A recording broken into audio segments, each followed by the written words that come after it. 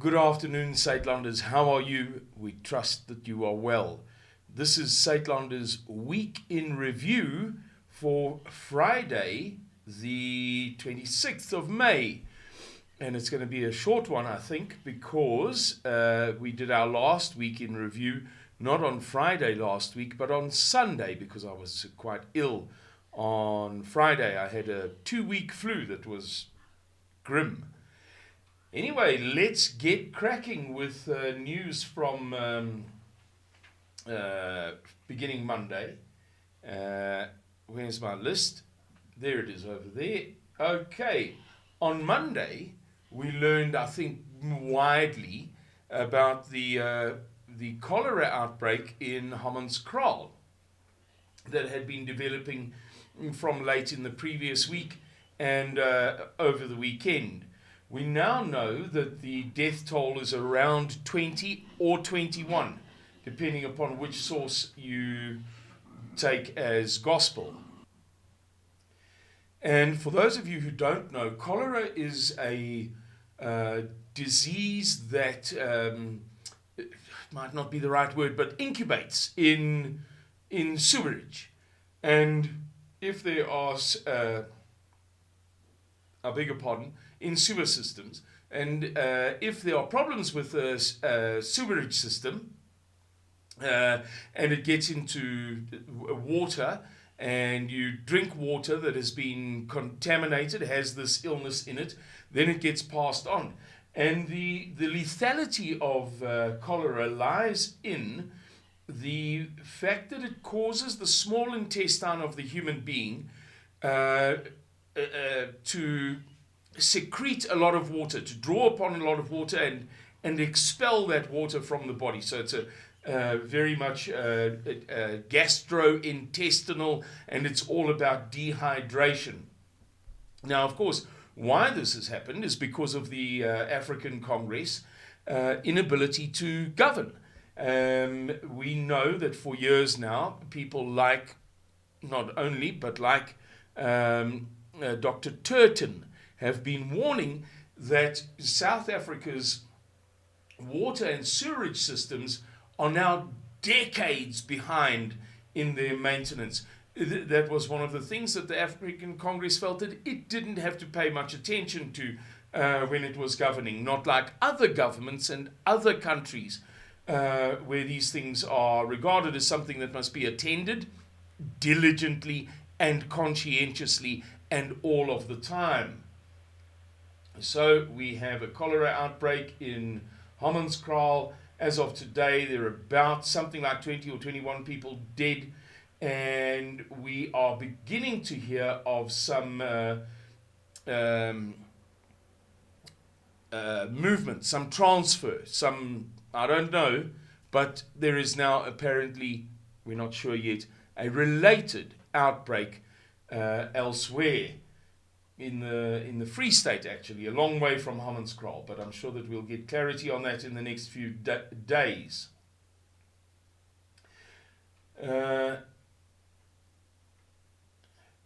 Next on the list, we've had 77 farm attacks in 90 days. 77 farm attacks in 90 days. And this we learn from AfriForum se jongste verslag oor plaasaanvalle. Shows that there's not been a significant decrease, etc., etc. And I'll give you a run through of the 77. That is to say, over the period January to March 2023. Now there is an error here somewhere. I'm not sure where.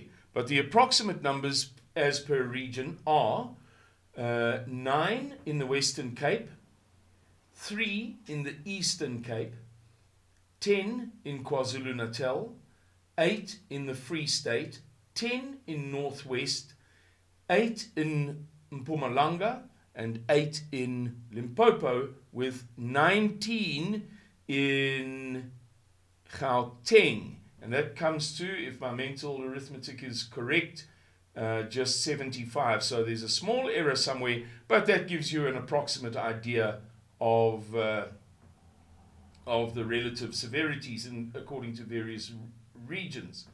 Frankfurt is trying to fight back against the court's prohibition of them sorting out their own electricity supply. A solar power based, a series of solar farms in Frankfurt to alleviate the African Congress ESCOM power crisis. So they haven't given up yet. They say it's a matter of survival and they're going to keep fighting. South Africa's biggest chicken producer warns of social unrest and says that the government, the African Congress, is asleep at the wheel. And basically what they're saying is that load shedding is causing A, an inability for them to work, and B, an enormous increase in the costs of the consumable materials that they use for the chickens, such as feed. Excuse me. And they go on to mention a failing water supply and rail dysfunction. And they say that eventually the knock-on effect through price and shortage of availability of cheap protein will lead to social unrest.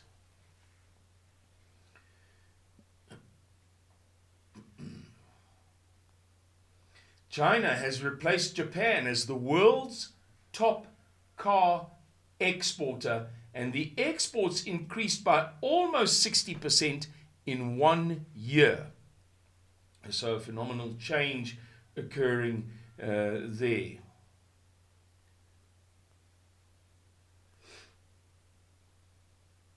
ESCOM wishes us to delay using our inverters, those of us who have inverters and batteries, but not solar panels.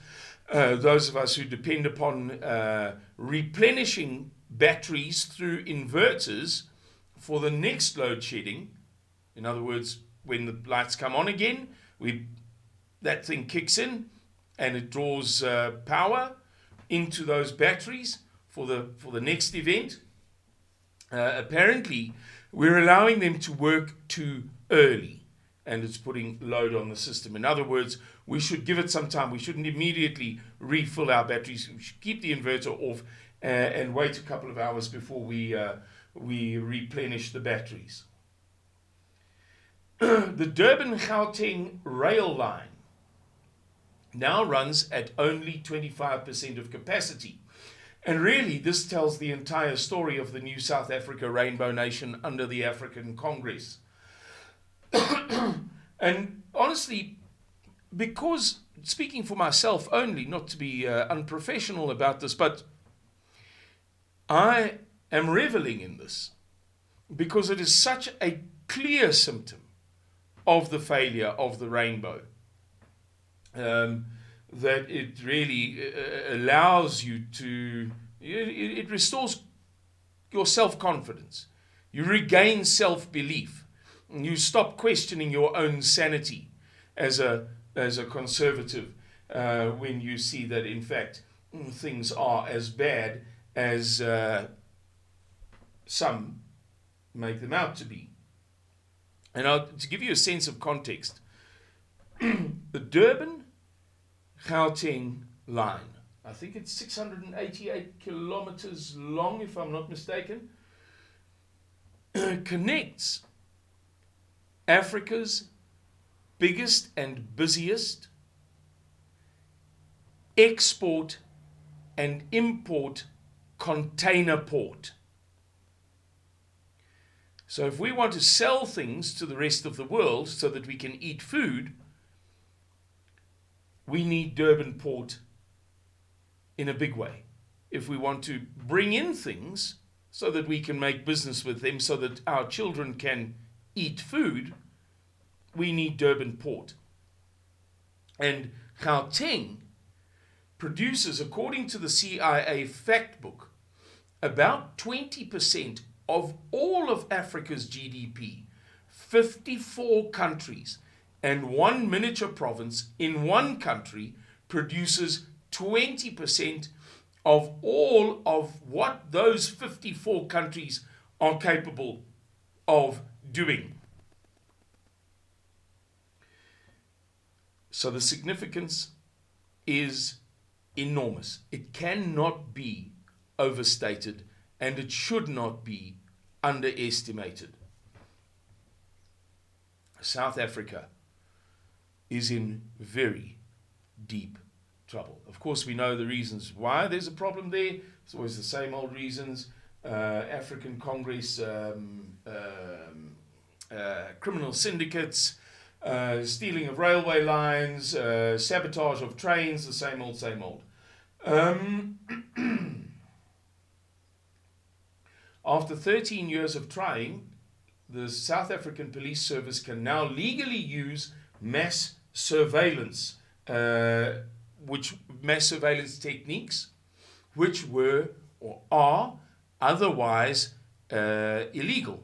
In other words, the South African Police Service has been granted by the Minister of Justice a special dispensation to use all sorts of things, the list is long, that would otherwise be illegal. Cell phone spying tools, drones, really it's quite amazing. And everybody should read up on that, absolutely everybody.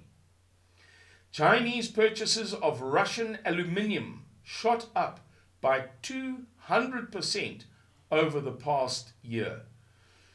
They're doing a lot of business. Here's another, this is in different language, but we've already covered it. This is from Beeld on the 24th of May, and I'm just going to read you a couple of slogans and headlines. Polisie kry toestemming om oproepe af te luister. Jy kan nou afgeluister word. Tot en met 2028 kan selfoon-onderskepping toestelle gebruik word deur die SAPS.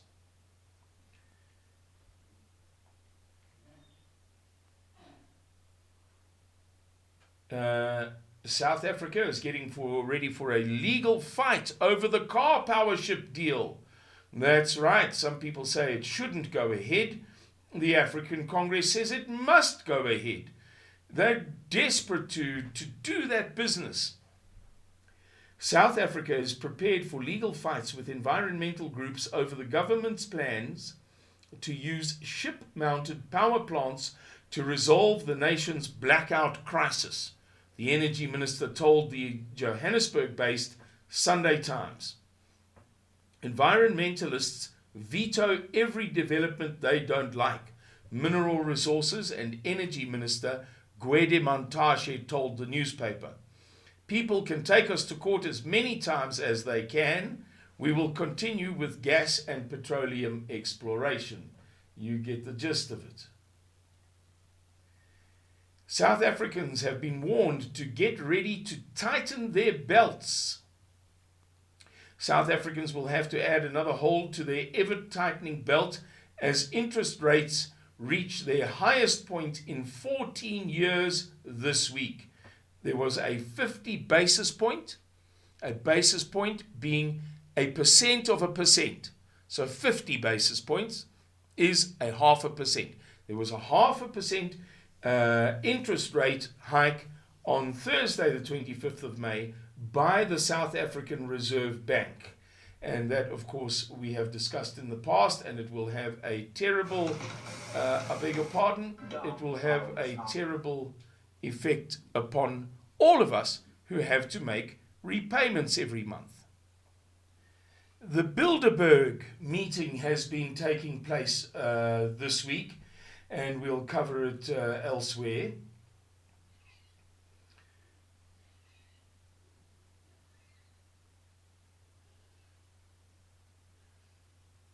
We learned this week that waking up early is rooted in white supremacy. Apparently, it was white people who insisted that people should not sleep in very late every day so that they can be productive and industrious.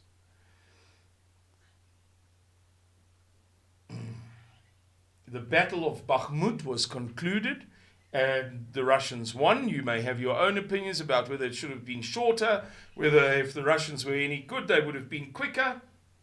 The long and the short of it is that the Russians did win it, and one way or the other you have to say that they won it conclusively and convincingly.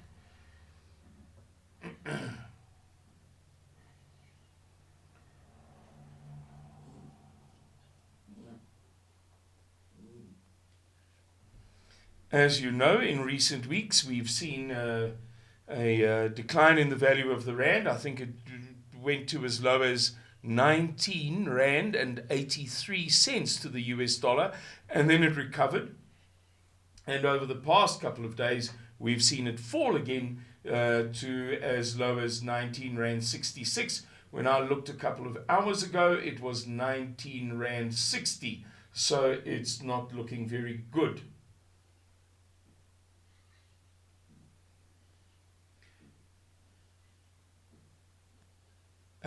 We're now seeing on the feed that there is a confirmed death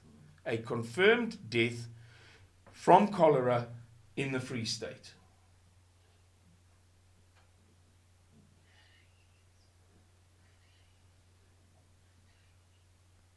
And ladies and gentlemen, you won't believe it, but that is that for this Friday, the 26th of May, 2023, Suidlanders, the week in review. Thank you very much for watching, and we wish you a blessed weekend. Bye-bye.